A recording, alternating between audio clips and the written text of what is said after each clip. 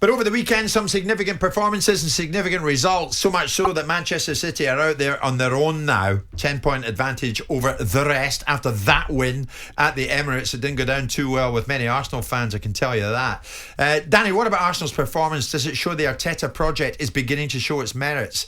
In other words, are the signs there that this is more than just theory? I think they've had some performances this season where you see a progression, you see a structure that he's stuck to. There's been a consistency in the team selection, some nice relationships being built up, and you can see what they're trying to do.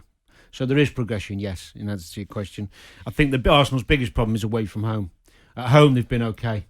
But away from home, when they come up against decent opposition, they tend to fall short. I'm talking about City, United, Liverpool, losing all those games and not lost to Everton. Lost to Everton. Not on the road, they've not shown enough resilience and confidence and quality to look like they can break into the top four. At home, they're a better outfit. So their challenge is to take that form onto the road, which is always difficult. But there has been progression. Ultimately, I think they'll fall short. I don't think, even though they're not in Europe, I don't think they'll end up in the top four. They've got some great young players, as I said many times, and they've got a decent structure about them now. But strength in depth isn't there. I think if you take Partey out of centre midfield, they struggle.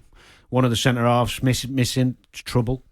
I mean, Gabriel, stupid sending off that was, by the way. Oh, he cost them, didn't he? I like Gabriel, he's been superb, but that was brainless. Well, there's not much to like about that, was there? No, I mean, that was insane. So, Simon, where'd you go with this now? It's more than theory. Where you go with it, is it me, or has their form or their upsizing in form coincided with the removal from Aubameyang in the playing squad? Because up until the point that they played Everton, they were dreadful against Everton. Everton were dreadful in the first half, and Arsenal were just as bad. And in the second half, Everton battered them, and Arsenal were really, really poor. And Aubameyang's been marginalised since then, and they've gone on and beaten teams in a compelling way. Is he theory? Well, I think he is. I think I admire him and I respect him for the stance he's taken over Aubameyang. But it's still theory. Yeah, because I think ultimately, very much like I've compared Frank Lampard to Thomas Tuchel, I think Arteta will be the bit part player that puts all the pieces around and starts to get the young players coming through and perhaps puts a little bit more vibe back into the football club, and someone that's a bit more joined up and a bit more grown up in managerial roles will come along and take Arsenal perhaps back to the next level, depending how committed Kroenke is to wanting to be able to finance that football team back to a level of attainment. But by saying that, you suggest there's an immaturity about Arteta? Well, there is, because he's a young manager, can't not be. Immaturity, I don't mean immaturity in terms of someone's personality, from a professional point of view. Well, of course. I mean, if you've only been doing a managerial job for a couple of years, in language terms, you're immature to someone who's been doing it for 10 years. It doesn't mean that you're petulant or a pest, it just means you don't have the knowledge base.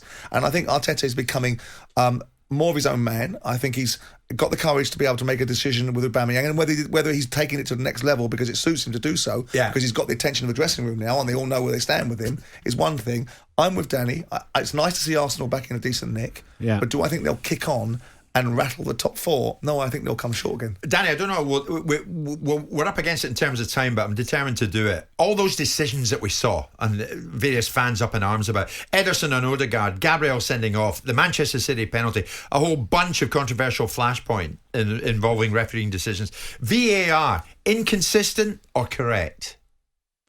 Well, it's creating problems again.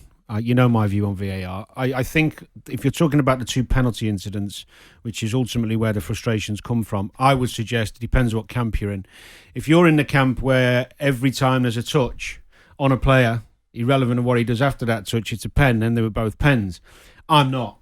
I'm of the opinion that both players made an absolute meal of it, and even though there was contact, neither were pens. But what cost Arsenal the game, Danny, when you look back in it? Bad officiating or immaturity from the likes of Gabriel and Xhaka?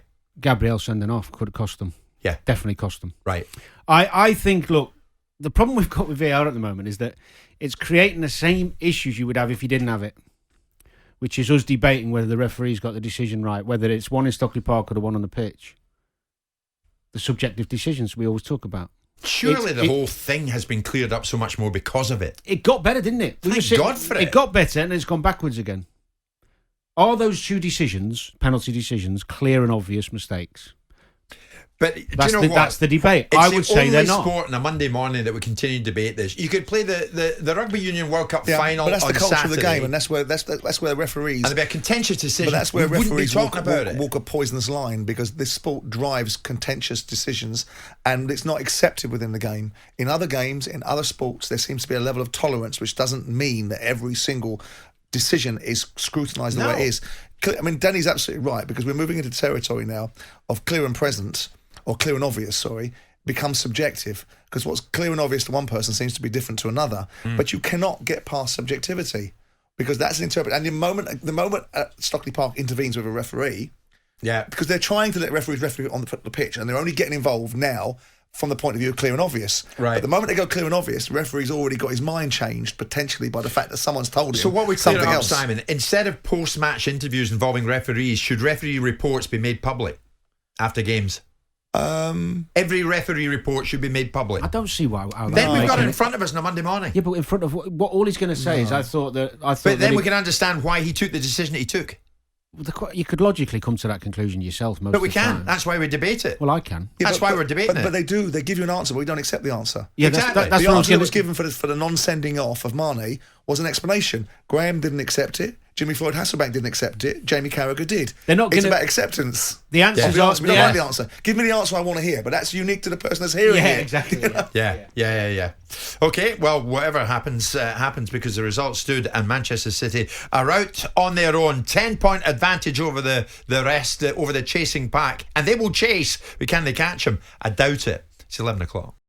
Jim White and Simon Jordan. Monday to Thursday morning, 10 till 1. On AM, on DAB, via the talkSPORT app and on your smart speaker. talkSPORT.